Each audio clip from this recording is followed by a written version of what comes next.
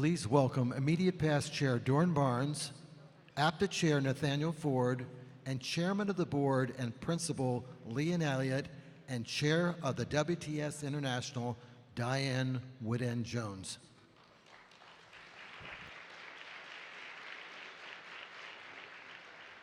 Good morning, everyone. Thank you for that introduction. Super excited to be with you here this morning in partnership with our good friends at WTS. And I don't know about all of you, but for those that have been attending our APTA conferences for some time, one of the things that I always find is that by the time we get to Wednesday, we've taken in lots of great information, we've done lots of great things, but I always know Tuesday evening, I look at the program and I think, well, maybe I'll sleep in just a little bit. But then I look at this Wednesday morning program and it's always a dynamite program, and so I wind up getting up early.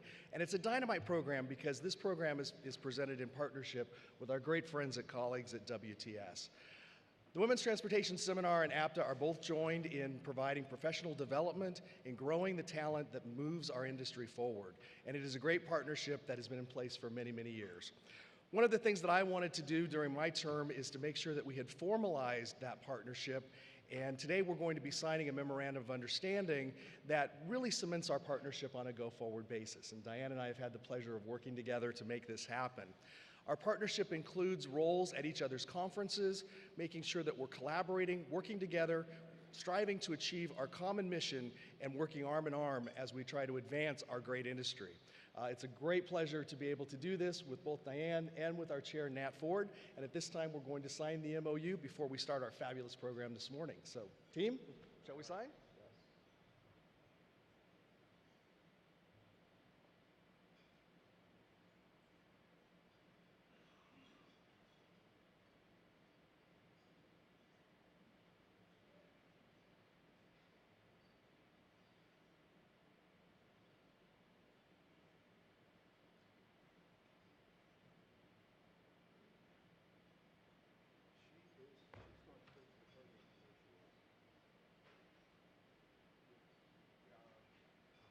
All right, there we have it. We'll look forward to seeing you for many more years at this morning breakfast and at a number of other wonderful events. So, Diane, we'll turn it to you and we'll get the show on the road. Thanks, everyone. Ladies and gentlemen, please welcome WTS International Chair and Chairman of the Board and Principal, Lee and Elliott, Diane Woodend-Jones. Well, good morning. And thank you all for getting up so early to join us for breakfast and for a very thought-provoking panel discussion. We're also celebrating the partnership between APTA and WTS, as you just heard. A top priority of WTS International, our strategic plan, is expanding our relationships with other associations that share common goals of increasing diversity and promoting the culture of inclusion. Through synergy and collaboration, WTS broadens its reach and makes greater progress towards fulfilling the vision of equity and access for women in transportation. WTS and APTA have a long history of working together, and our organizations are aligned in supporting professional development and career advancement of women. It is an honor on behalf of the WTS International Board to formalize this partnership today. WTS was founded in 1977 and has grown into an international organization with 75 chapters in the US, UK, and Canada. We have over 6,500 members, including both women and men. This year, WTS is celebrating 40 years of dedication to the professional advancement of women in transportation.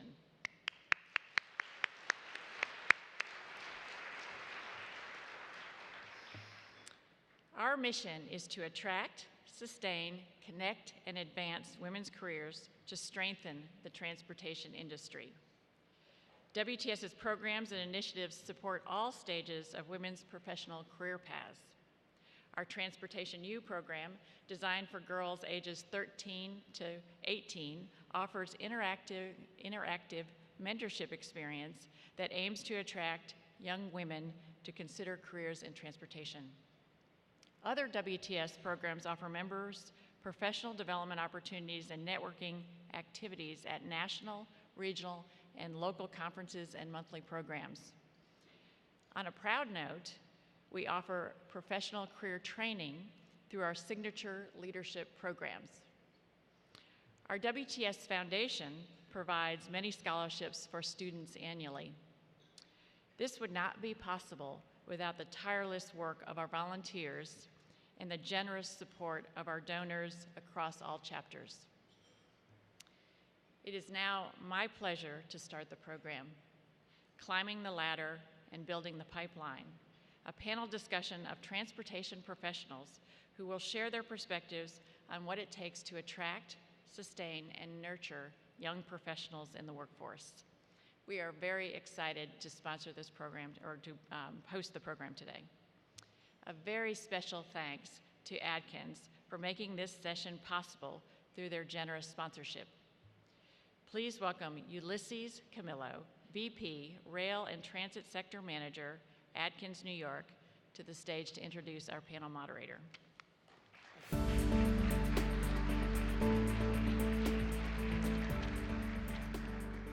Good morning. On behalf of Atkins, which is now a proud member of the SNC Group, and I'd like to thank Marta for hosting this year's annual meeting and expo here in Atlanta. We're honored to participate with WTS in this morning's breakfast. Together, Atkins and SNC now are over 50,000 worldwide, and here in the United States, about 5,400 people. We're honored to be playing a large role in rehabilitating and expanding some of the most challenging transit projects in North America. One of the most challenging issues we face is attracting, retaining, and rewarding top talent. At Atkins, we start early by recruiting from colleges and providing internships. But we also nurture and retain our people because that's the core of stability and competitive workforce for us. That's why we have a national mentoring program, and we offer graduate and undergraduate training opportunities for our employees. In the rail transit industry, we're proud to say that SNC has a graduate of the APTA 2017 Leadership Program, Yolanda Flavors, and we have a new Atkins inductee to the 2018 program, Kojo Atta. As we all know, the rewards of our industry are great. Professionally, we get to play a role in enhancing the mobility of choices of our communities where we work and live. And personally, what we do today affects the legacy of our future. So with that, I'll keep it short. I would like to introduce our moderator, Janet Walker-Ford. She is Vice President and General Manager of Eastern Region Americas for Cubic Transportation, Inc. In addition, she serves on APTA's Board of Directors and on the Executive Board of WTS. Please welcome Janet.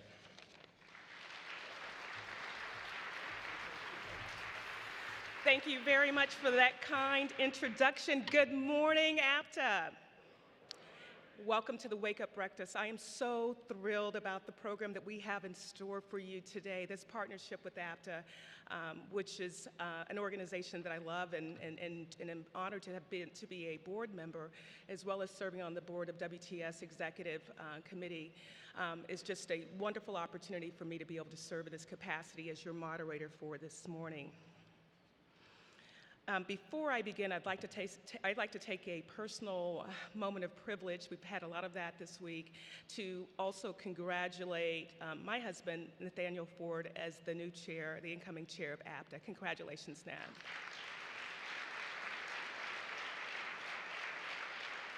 And Doran, congratulations to you. You've done a phenomenal job as our chair over the last year, and we really appreciate your leadership, as well as Dick's as our interim CEO. Thank you.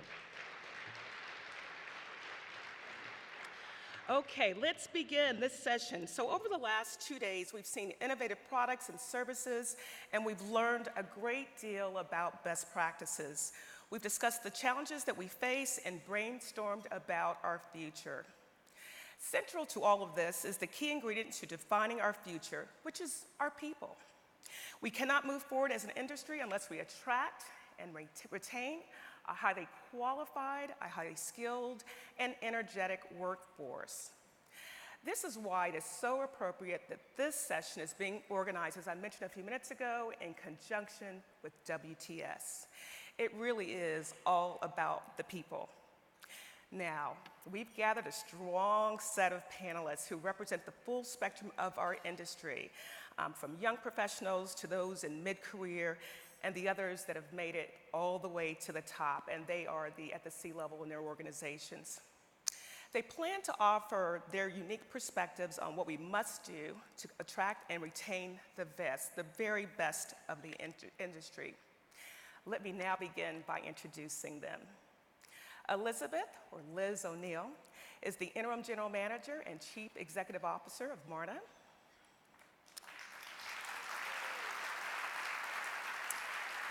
Alice Bravo, she is a member of the APTA Board of Directors, and she is the Director of Miami-Dade Transit.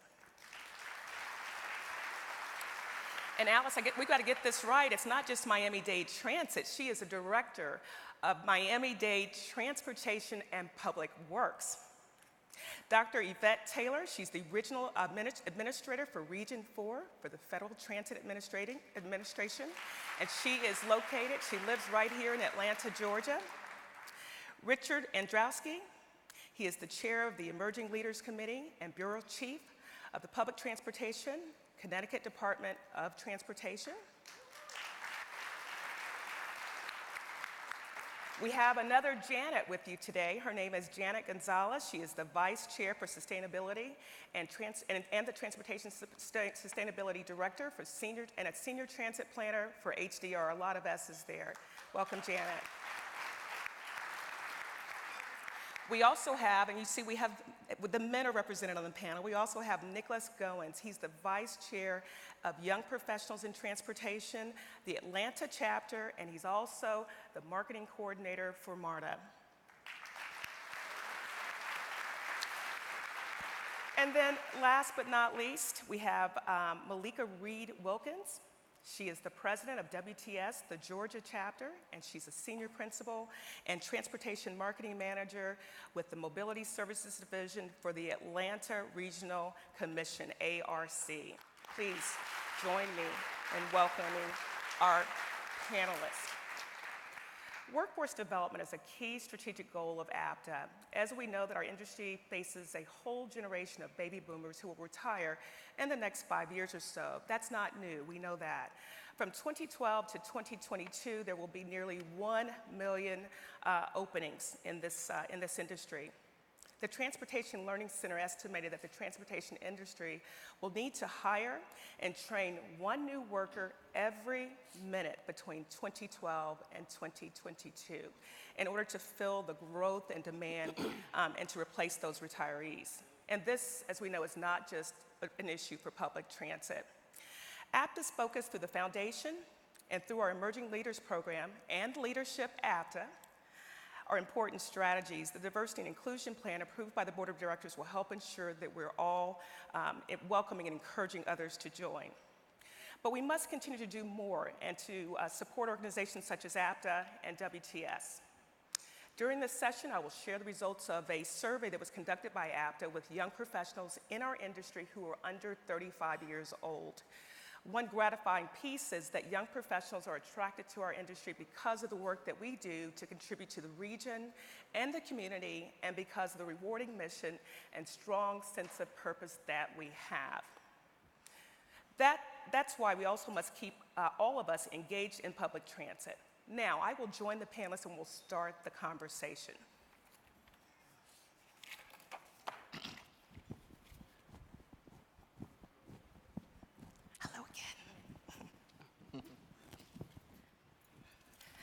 Okay, good morning again, everyone.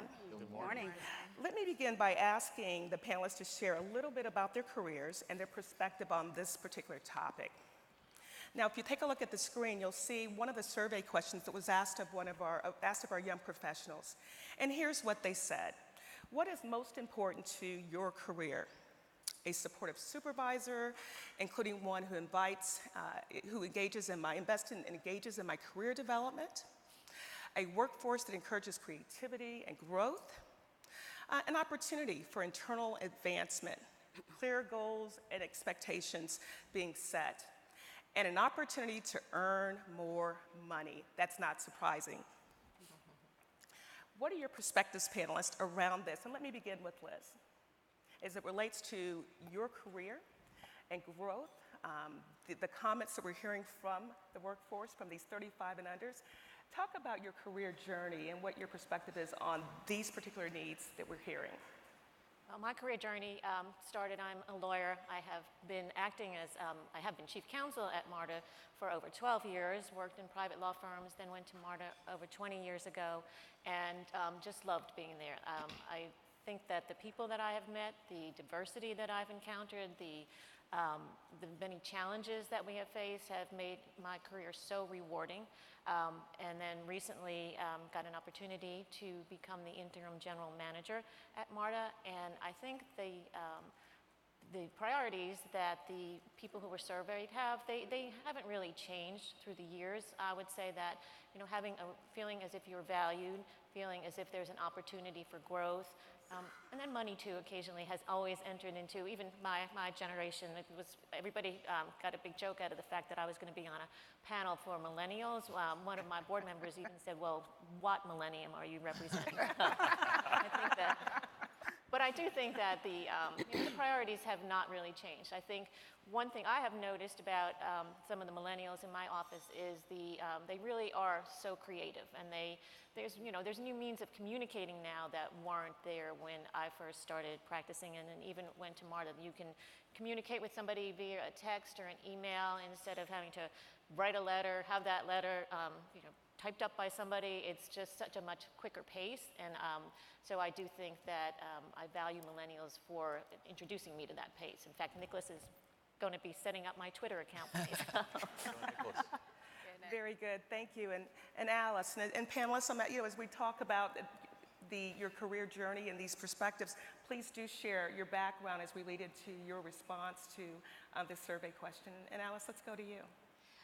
Well, thinking back on my career, I started as a consultant, and then I moved to the public sector, which was an unusual move. I went to the Florida Department of Transportation, then later the city of Miami, and now county in charge of transit and public works. So I think the priorities are very similar to what I had when I first graduated as a civil engineer. But certainly, of all those factors that you mentioned, probably the mentoring, I think, is the most important one. Looking back in my career, I had made very good friends, people that gave me very good advice, and told me not to be afraid of taking risks. So that explains some of the career changes I made along the way, and I think that's what helped me get a lot of diverse experience that prepared me for where I am now. Right. Thank you, Alice. Thank you. And Dr. Taylor? Great. Well, thank you very much. First, thank you, Janet, for the opportunity to be on this panel with the wonderful guests that you have. Wow. So I do serve as the regional administrator for FTA here in Atlanta, and I have been here for 12 years out of my 28 years of federal service. And so I've had the opportunity to serve as a leader with the National Aeronautics and Space Administration, with the Environmental Protection Agency, and the Office of Management and Budget. And what my, thoughts would be, and this is really my mantra that I have done since I've come into the public sector, is people first, right? People first. And embracing the new generation that's coming in, giving them the opportunity to learn, to grow, empowering them, exposing them is so important. And I think about some of the young folks in our office, they are just phenomenal with the technology and all of the tweeting. And we did a conference a couple years ago, and it was the first time we did a paperless conference, thanks to the millennials. So I think providing opportunities for them to show and demonstrate their skills, not holding them back, but embracing their new ideas. And so it's just been, I think, a great opportunity to continue to move our industry forward by embracing the younger generation. Right. Thank you, Dr. Taylor. Let me turn the attention to the other side of the panel. Malika, let me go to you. In audience, you'll see that on the right side, we've got our C-level panelists, and we're going to hear certainly some more from them as it relates to their perspective of about where they are in their journey of their careers. We also have some senior folks on the left side at a slightly different stage in their careers. So let's hear from you, Malika, your background, and then sharing perspectives about what we're hearing from that 35 and under group about what they need out of their career factors, if you will. Sure. Well, I can say I actually started in law enforcement and safety, working for a law enforcement organization for more than 13 years. And so I felt like I knew enough about policing and helping law enforcement in terms of legislation. And then I moved over to human services at the Department of Human Services here in Georgia and worked very closely with the commissioner there, helping her in terms of family and children's services, child support, et cetera, mental health. And then I fell in love with transportation by way of tolling. And how do you fall in love with tolling?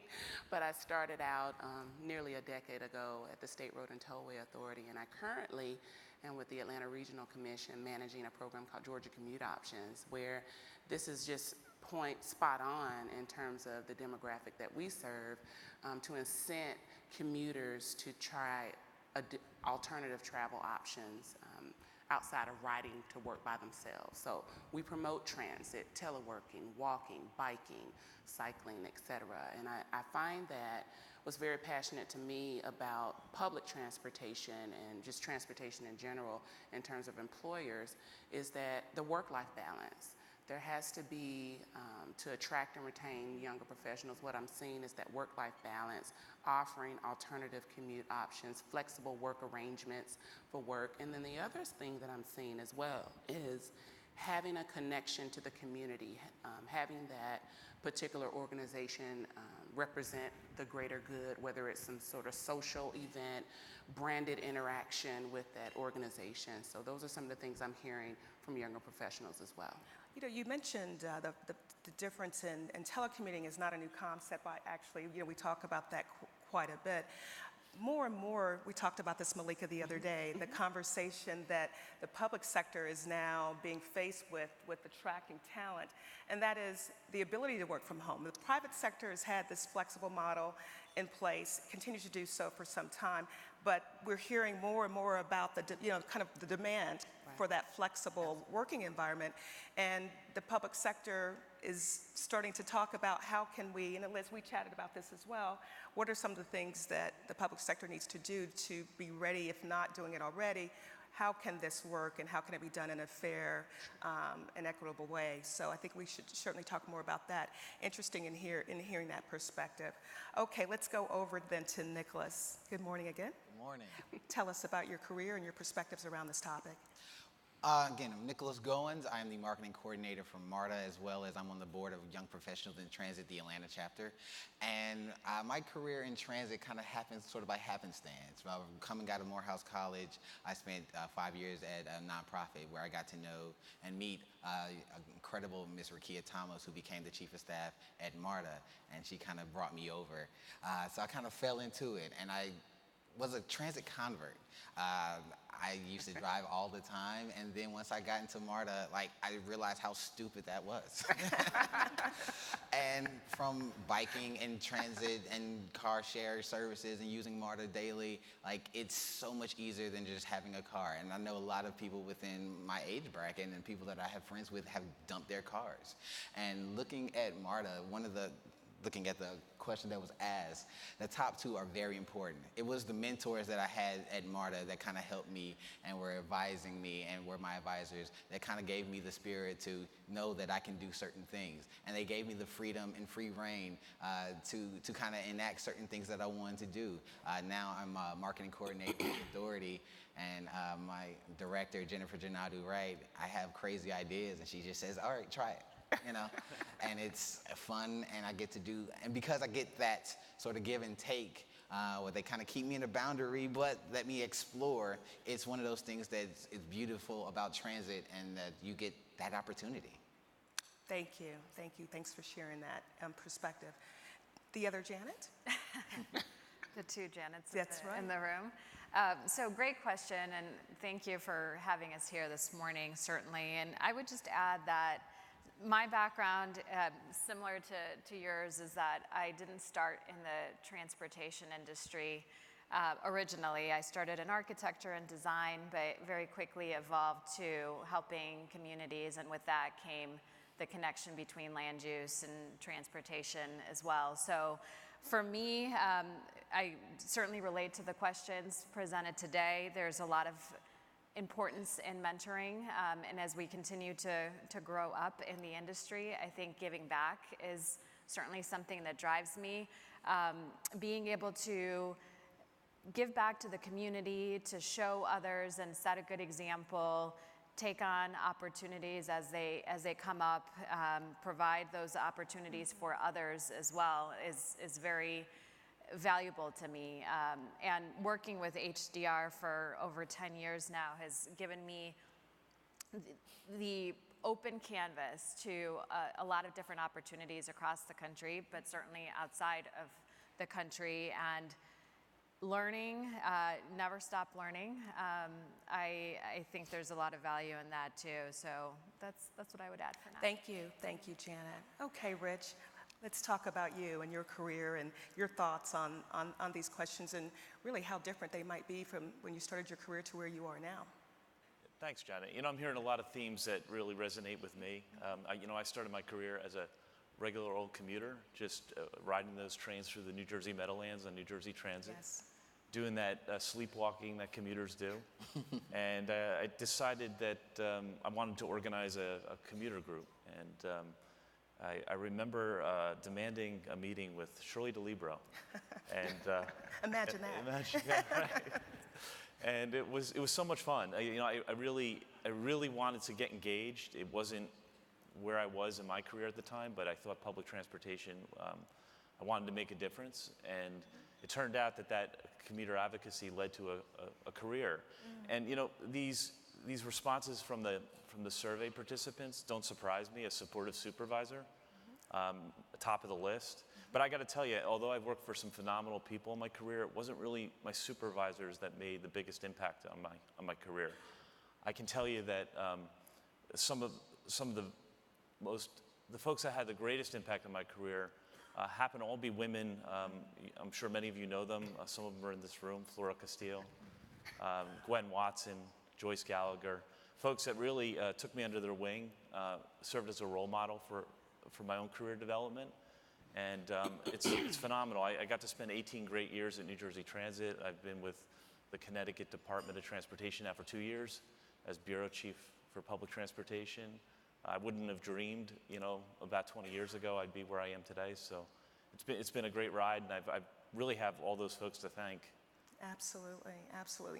And it's a perfect journey, right? You started as a commuter, you're involved in the transportation community, it's your system, and you turned from commuter to more than advocate to being employed in this industry, and that's the type of talent that we like to attract. Thank you. We're going to move on then to the next survey question, but before we do that, any final comments from the panelists about the topic that we just addressed? Okay. The next survey question that was put out to the 35 and unders is, what has been the greatest career obstacle to your career development? And the survey says, feeling pigeonholed with little opportunity to grow professionally and personally, infrequent or unclear communications, especially about job goals and expectations. And then lastly, a job that seems like a dead end in terms of advancement of salary. Were the top answers to this particular question. And in this round, I won't necessarily go in order. I'd like to see what you think, and why don't I pick on Alice?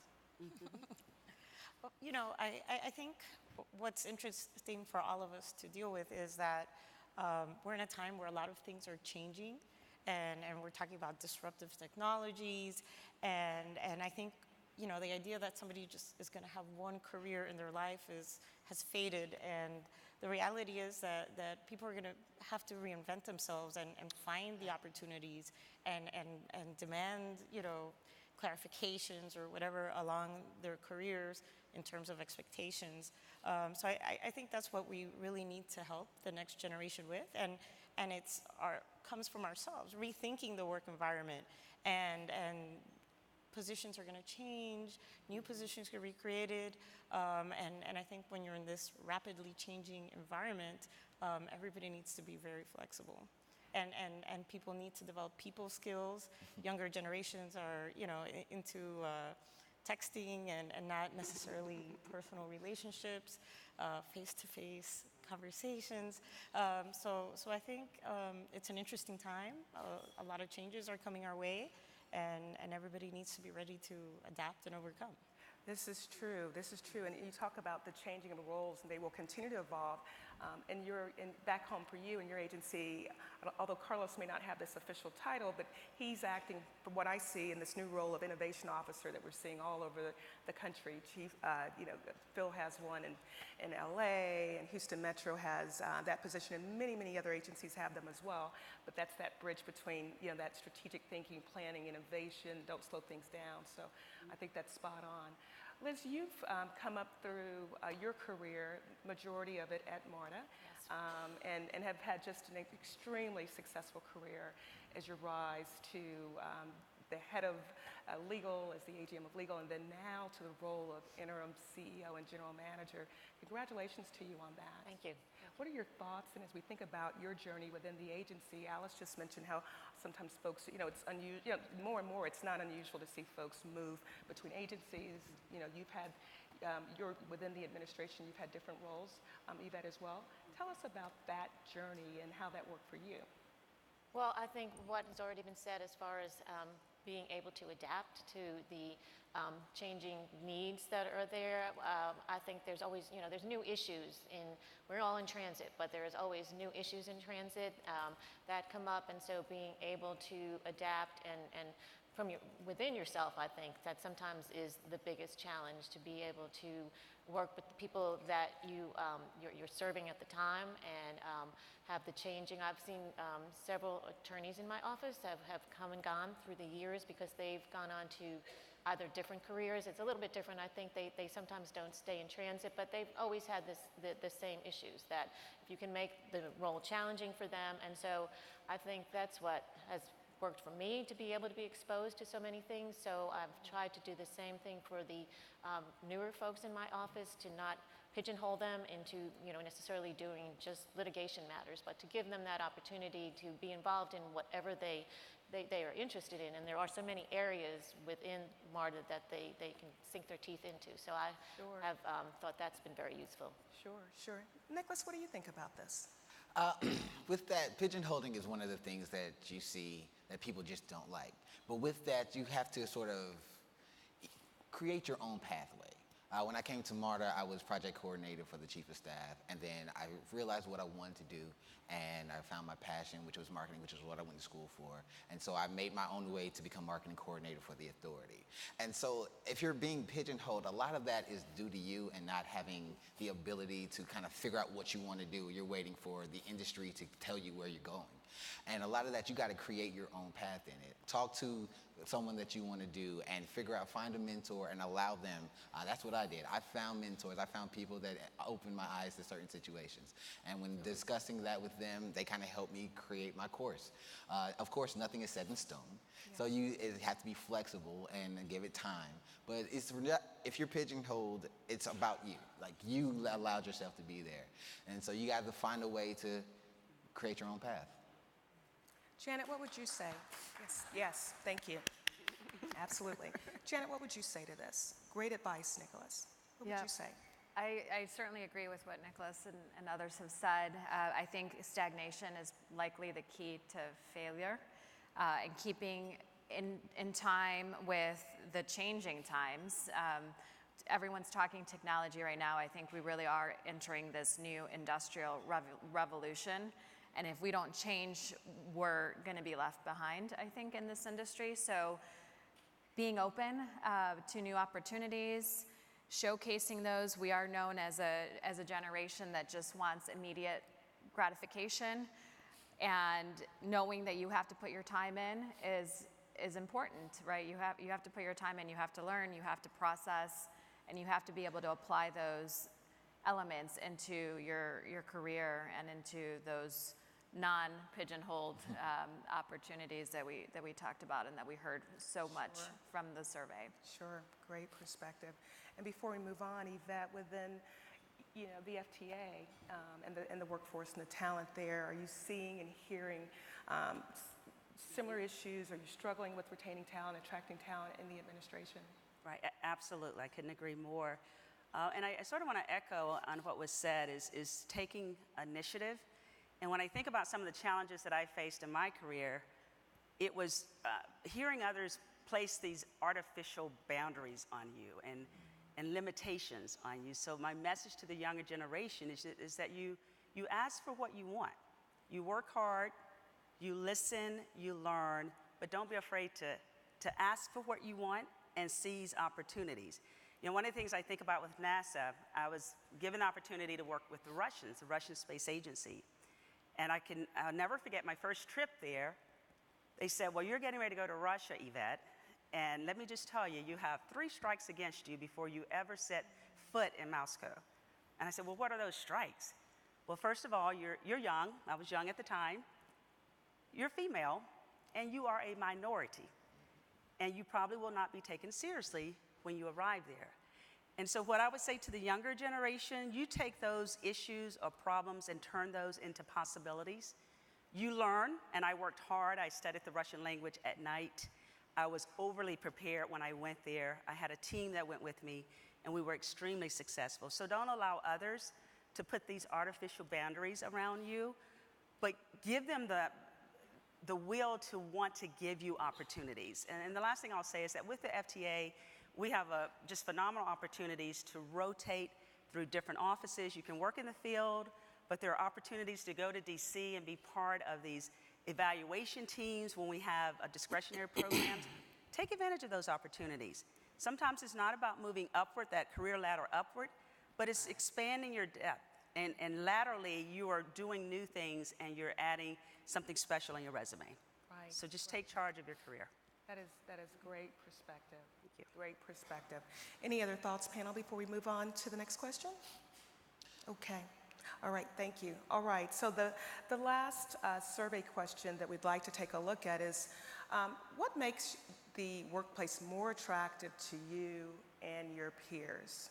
Survey results said, more input on organizational changes that affect me. Additional training. We talked about Malika telecommuting and ability to work from home.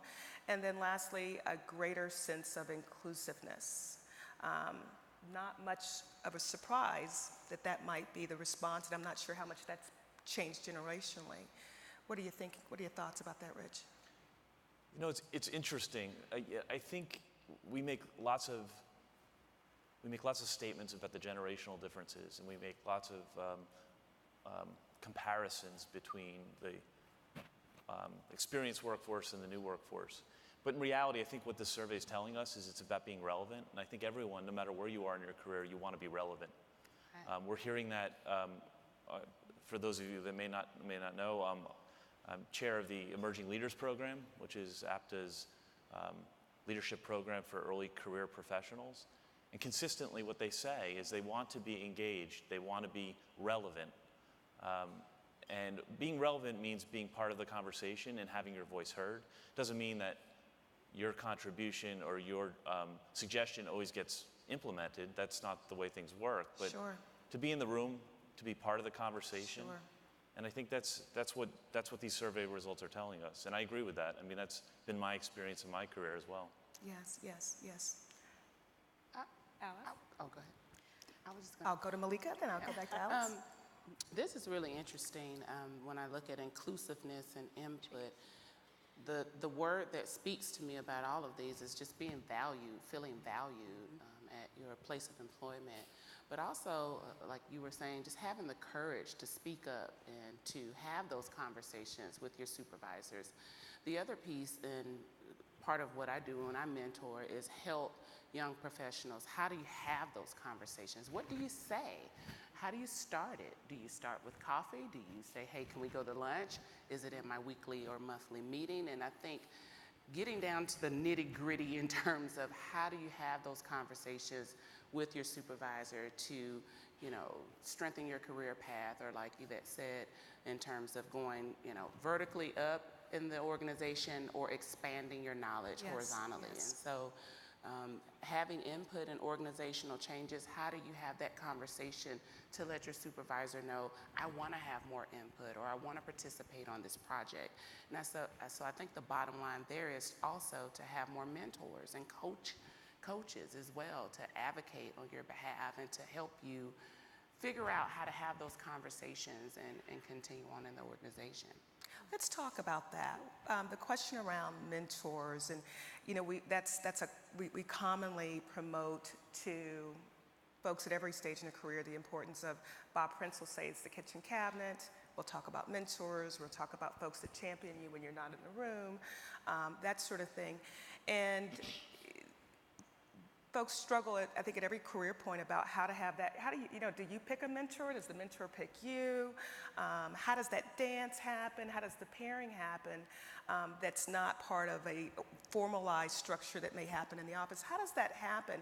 And I think sometimes even as someone who's approached to be a mentor, it can be a bit overwhelming. You may have 30 and you want to do a good job as a mentor, but you have to be selective with the folks that you agree to take on because you want to be able to provide value.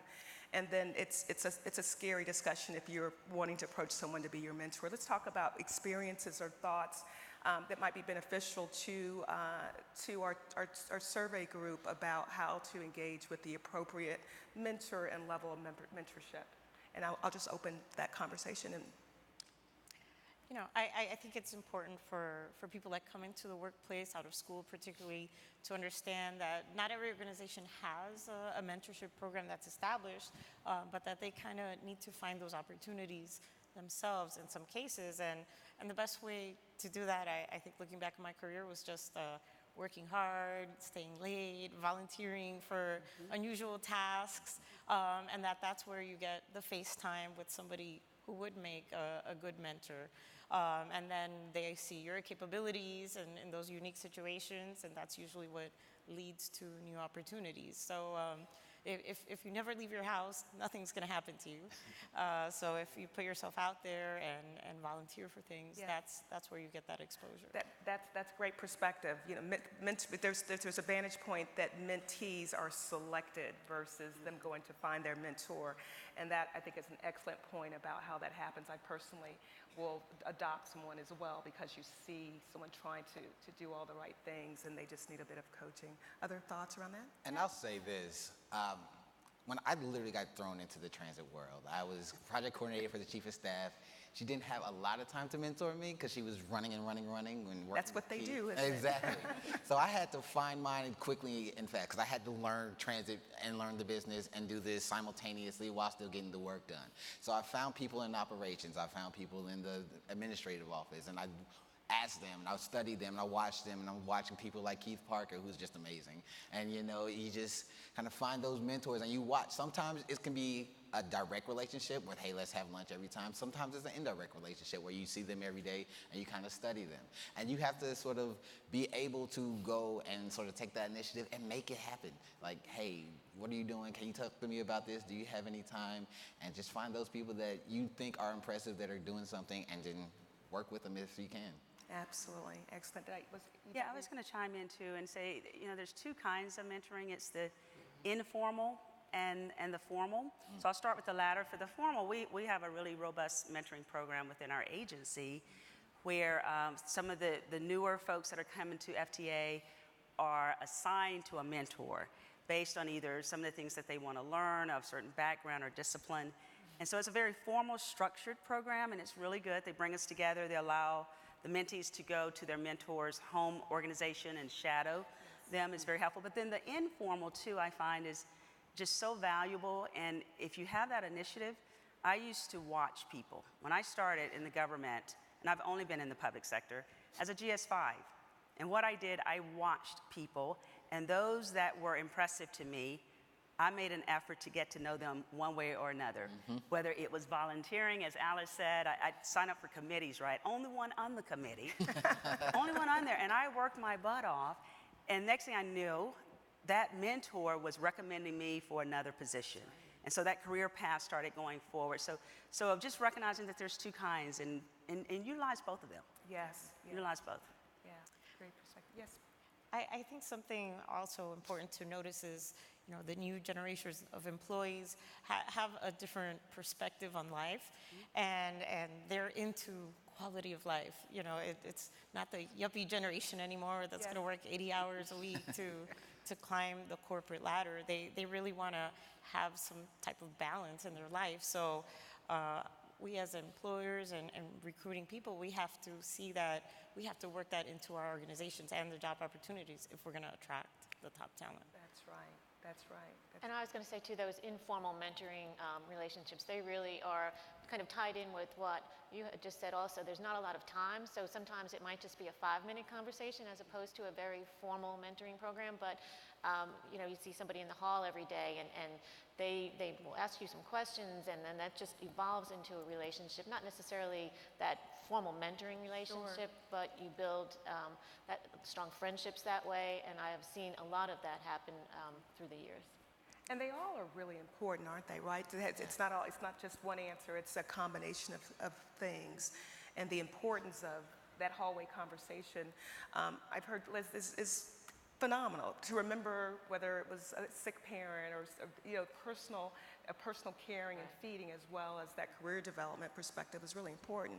Thoughts on this side? I was going to add, in addition to finding a mentorship program in your own company, because many of the companies have them, go outside of the organization, join APTA, join WTS, join YPT, other organizations to be able to network with other professionals in your industry. And you also have opportunities to display your other skills. That's right. Maybe not at your current employer, you might not be able to do that thing that you want to do later on in life, but with another organization, you may be chair of that committee. So I find it's very rewarding work, but also it's a way to network and get your skills out there. Sure. And that goes back to Alice's point about committees, and we'll do the shameless plug. WTS and APTA offer tremendous opportunities, young folks, for getting involved in this industry, and you can immediately be signed up and put to work, and which is important work that we're doing as an industry, but it's an opportunity to get to know your peers across the country, across the world, and what better tool or way of developing even pathways to mentors and that sort of thing. What about the other items in terms of this survey? We talked about telecommuting and the ability to work from home as an example a few minutes ago. What are the thoughts on, or are there changes that you're making right now, or challenges you're being faced with in hiring because this is something that your agency or your company does not allow? And how big of a problem do you think that is to attracting and retaining this new generation of talent? Now, I'll say in January 2015, MARTA put in place different work options. So you can do telecommuting, flex work schedules, as well as compressed work weeks, where you can work full, Monday through Friday, and the next week you work Monday through Thursday, but to make sure you get your hours in. So now you have a longer weekend, and then you have that life balance, because you can have a longer weekend, take trips, and it's a compressed work week. And I know a lot of people, especially the millennials within our organization, they utilize that flex work week. Right. If we're talking to the industry versus to that 35 and under that's demanding this, what do we need the industry to hear besides? What kinds of things do we need to be doing as an industry? We've got CEOs in the room. We've got our leadership in the room. Are there things that we're at risk? Are we at risk if we don't make those sort of decisions now? Because we do have a continued gap, whether it's gender as well as age. Thoughts around that? Are you seeing some other programs besides what's happening at MARTA? Well, I'd like to share just from the public sector side. Sometimes we're a little bit slower to get on the bandwagon than the private sector. But we've recently rolled out what we call the Maxi Flex, right? Allowing folks to have flexibility in their start time and their end time, as long as they are getting the maximum amount of hours within a pay period. So I think that's going to just be extremely valuable for, again, these newer generation, and even for some of the older ones as well, because now You can come in and you can work hard. We all put in more hours than our typical day. Why not count those hours toward your total amount of hours and take a day off when you have doctor's appointments or things to do with the children? So having that flexibility, and I think the public sector, we're coming along. But I will just share that there's still this reluctance with teleworking when we first started. It's this mentality of, if I don't see you sitting in that seat, how do I know you're working? And I think we have to move away from that, and we have to have a level of trust. We are professionals, right? There we go, clap back there. But trusting and testing it out. If there are problems, deal with that problem. Let's not make it carte blanche for everyone that you can't do those things. Right. Deal with individuals that may be taking advantage of it or abusing the opportunities. Yes. And I would say, to add to that, there is reluctance, right, to teleworking for many of the employers. One of the things that we do at Georgia Commute Options is really set up the business case around teleworking and offering alternative work arrangements for those employers. So if you have happier employers, you have more productivity and the bottom line increases. And so there are, of course, formulas and all of those things, but there's an additional approach to some of those employers to say, hey, if your employees are happy, they're feeling like the work-life balance is there. Yes. It shows up in the productivity and the overall goals of the organization. And so that's one aspect to help some of those organizations that may be, on the fence in terms of offering some alternative work arrangements. Sure. Yeah, Janet, I just want to add that I think on the private side, while we certainly set an example that flexibility, just general employee interest is essential to keeping and retaining employees, especially the talented group. I think we certainly on the private side have a lot to learn and a lot to share to ultimately our clients, which are in the public sector. So having the ideas go back and forth between public and private on best approaches to work share opportunities. We're in a world where things like WeWork and flexible space are popping up, almost weekly around different cities. It showcases that balance is so important. There's no more Monday to Friday, 8 to 5. I mean, that's just long gone. People are connected almost at all hours of the day, and having that flexibility helps to balance, to make sure that we do have that quality of life, because that is what attracts a lot of employment. Sure. Thank you. And I would just conclude by saying in Connecticut, we've had a long-standing flex time policy and a compressed work week policy. And I think it's really, it's important that folks are able to take care of family, take care of their personal needs, and vacation time is, I always say, is your time. You've earned it. Take it. I also think that we struggle in the public side sometimes, and perhaps we all do, right, with resources and time. Yes. So sometimes I know as a manager or a senior level person, when you want to have that meeting and somebody isn't in today because they're on a compressed work week, I can tell you my perspective has changed a bit. Yes. I do think it's important for recruitment and retention, but there is that constant tension. Yeah, no, that's a good perspective as we're trying to overcome some of the reluctance for more agencies or more firms going to a telecommuting or ability to work from home model. Is that very challenge. What happens when there is either a crisis or a need or a priority and everybody's off, And so how do you get it done, or how do you respond to your customer is something that we're still working, I think, to balance and solve, right? Right. And if I could just, one of the things I think is really important, Janet, is to not have a single point of failure, right? So if you're creating redundancy within your organization, Janet can be out because John can step up and deal with that issue at hand. So training and cross-training is just so important for an organization to be in a position that it can move forward. It's not dependent on that one person being there. That's right. Your thoughts? What about this comment around a greater sense of inclusiveness? What do you think that's about? Well, I'll tell you, in my organization, I've come in with the perspective that we have to embrace technology and new ideas and kind of reinvent ourselves if we're going to move forward and help improve mobility in Miami-Dade County. And what I've noticed is that people get really excited when you listen to them. They have ideas, they have thoughts, maybe things that were shot down in the past. And so when they see they're working with somebody that doesn't want a dinosaur organization, that wants to evolve and that they can be part of that, I think that fuels the fire of everyone and makes them feel like they're really accomplishing something. So I think as an employer, willingness to listen and creating the forums for people to provide new ideas in a safe environment and that they have a voice in how the course of the organization is going to change. Sure, it's really, really critical. I think thinking outside the box too, while it's important to feel like you're included in your organization, it's important to participate outside your organization because people pay attention to that. Yes. So if you volunteer your time, a lot of us are involved with WTS, APTA, and a number of other organizations. And if you share that time, folks within your organization take note and they think of you when they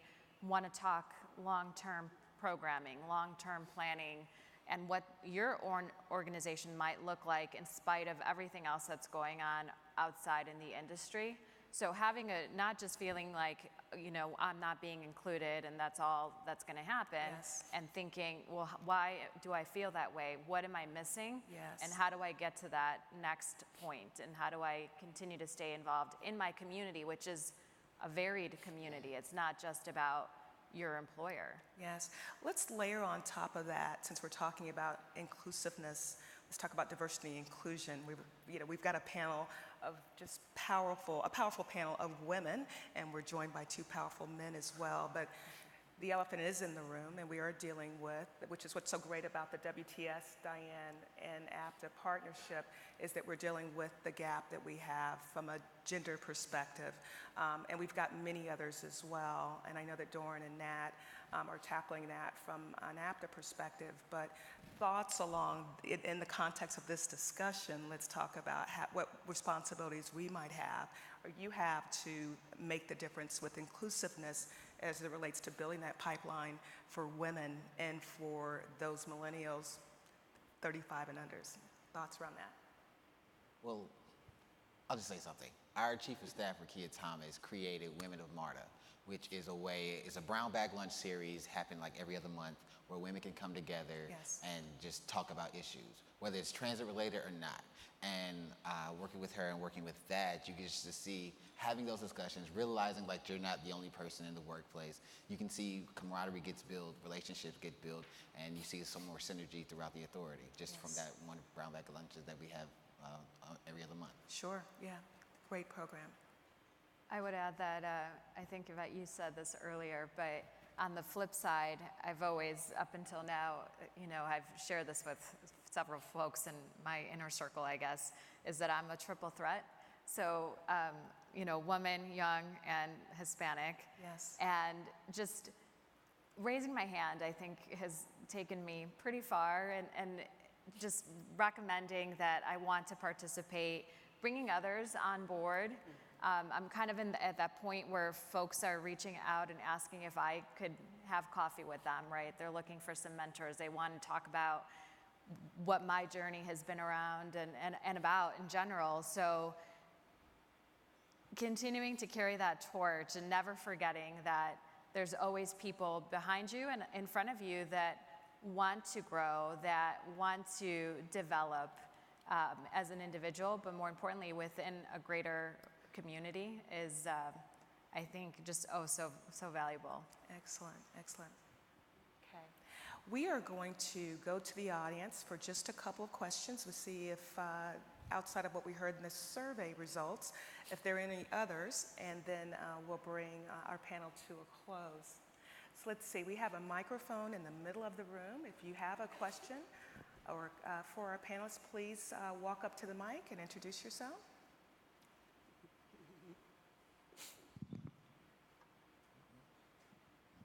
Thank you very much. Doug Licato, Lansing, Michigan, Capillary Transit Authority. What I've been hearing at some of the millennial levels is in order to keep good, solid workers, as an industry, as society, we need to realize the corporate ladder needs to go away. I think young folks are moving because the corporate ladder has ceilings, and they don't always believe that just because you climb the corporate ladder, you deserve to be there for a period of time. And staying relevant is going to be key, but I think we see people shifting different locations because this corporate ladder exists.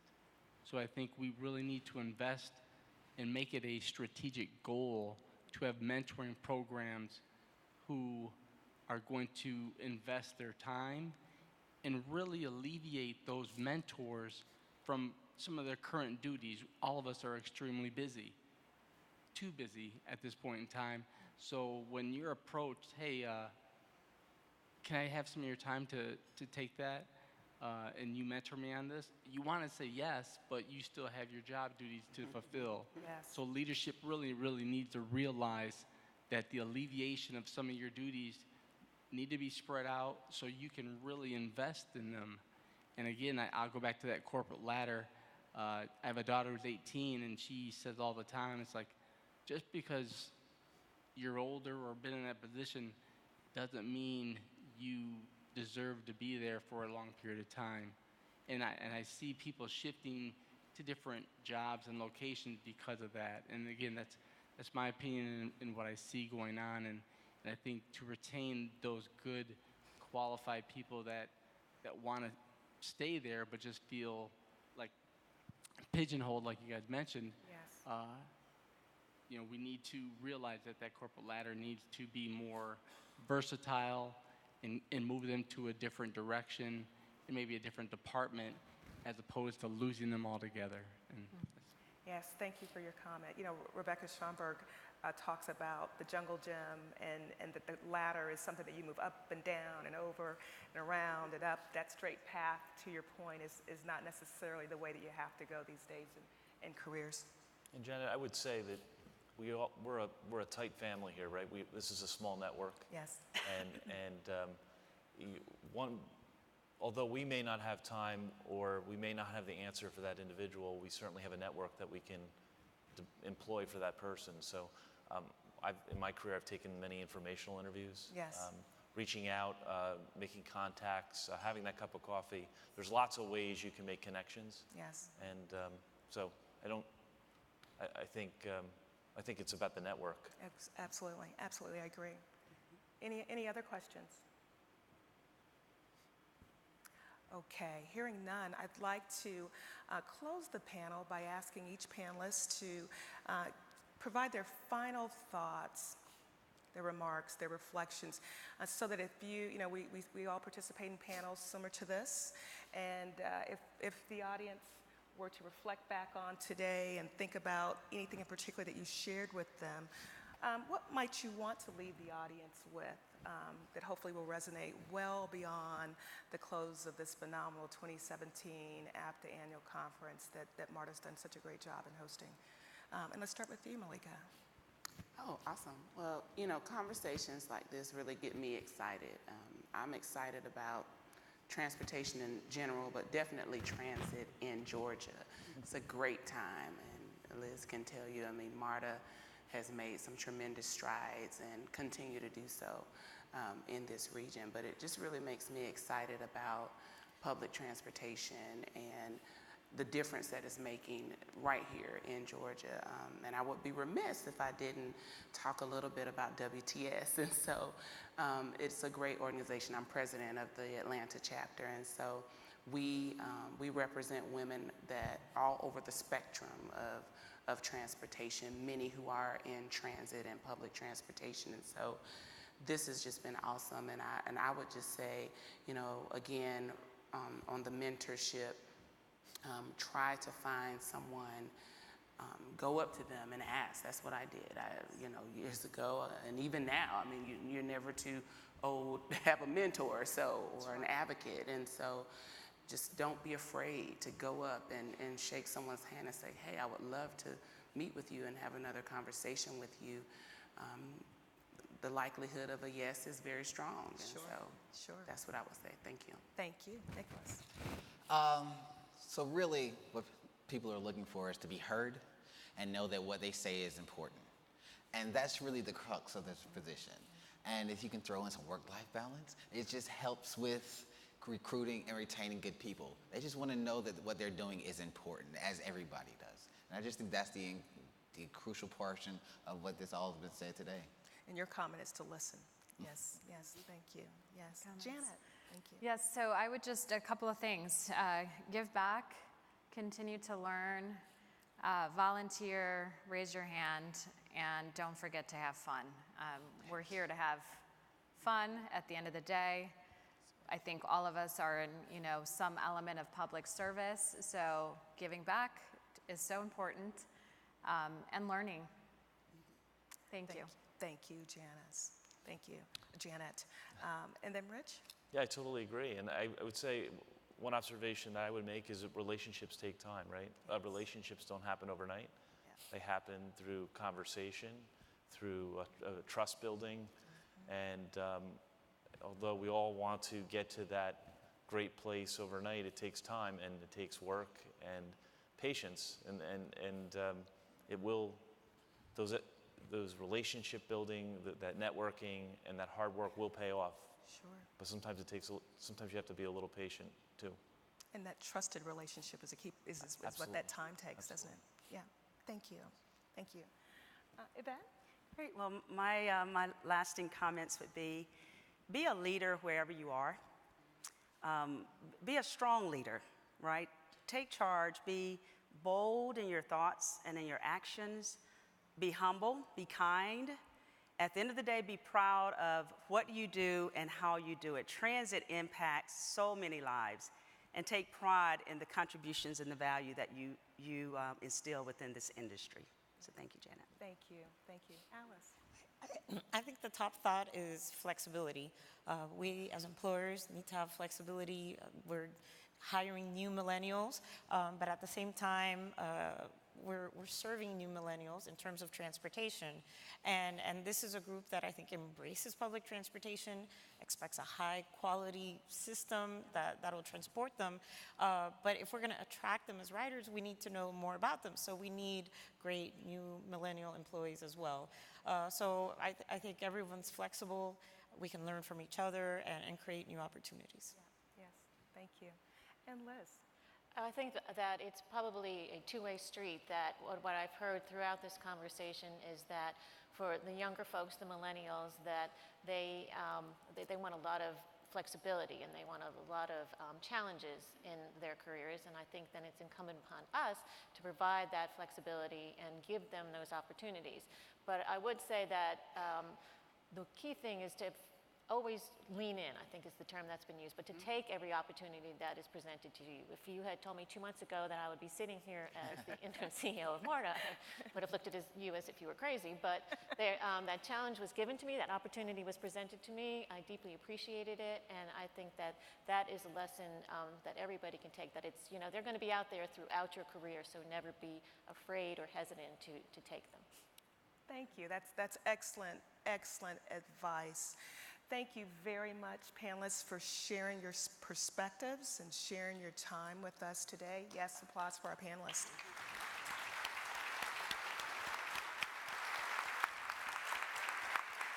Thank you very much. Thank you. And thank you to Rose Sheridan and the APTA staff and leadership for putting this panel together and for all of your hard work. We really appreciate you. Before we conclude, I want to remind you of a few things. One, please donate to the Puerto Rico Relief Fund for transit employees who've been severely impacted by Hurricane Maria. You can see the APTA staff for more information about that. But the donation boxes are located, you probably have seen them throughout Expo, and you can also donate online. Please also take time to visit the amazing exhibits on the Expo floor. Hopefully you've already all been out there put on your running shoes and your roller skates. The exhibit, the expo is open until 3 p.m. today, so you have time to get back out there and see all that fascinating technology and innovation and visit with the many wonderful firms and vendors that we have on play. So till 3 o'clock today. And lastly, we are so thrilled that we have Secretary Chow that will be with us in a very short period of time. She will be here later this morning to address us as part of the closing session deck, right? And that's at 11:15 back in this room. We're so excited and honored to have her with us today. And Jane, thank you as well also for being here, our FTA administrator, acting administrator. Thank you for spending time with us this week. And don't forget, again, be back here at 11:15 today. Thank you, audience, for joining us so early this morning for this discussion. Thank you.